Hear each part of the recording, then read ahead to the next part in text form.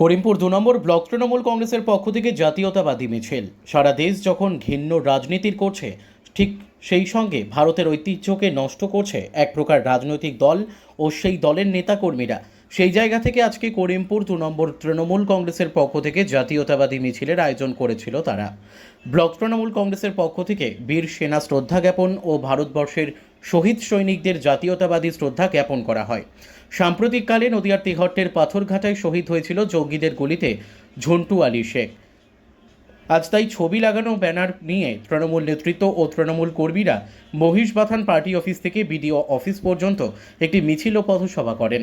এই পথসভায় উপস্থিত ছিলেন মুর্শিদাবাদ লোকসভা কেন্দ্রের সাংসদ আবু তাহের খান, করিমপুরের বিধায়ক বিমলেন্দু সিংহ রায়, করিমপুর ৭৮A তৃণমূল কংগ্রেস ব্লক সভাপতি কার্তিক চন্দ্র মণ্ডল ও ৭৭A সৌমেন বিশ্বাস ও দাদা ও করিমপুর ২ নম্বর পঞ্চায়েত সমিতির সভাপতি ফুলন দেবী হালদার। এই মিছিলে পা মেলালেন হাজার হাজার কর্মী সমর্থকরা।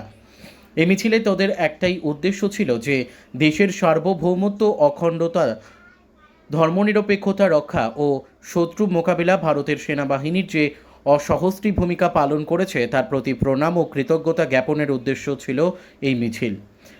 নদিয়ার করিমপুর থেকে অর্ধেন্দু মালাকারের report, crime press Bengal news.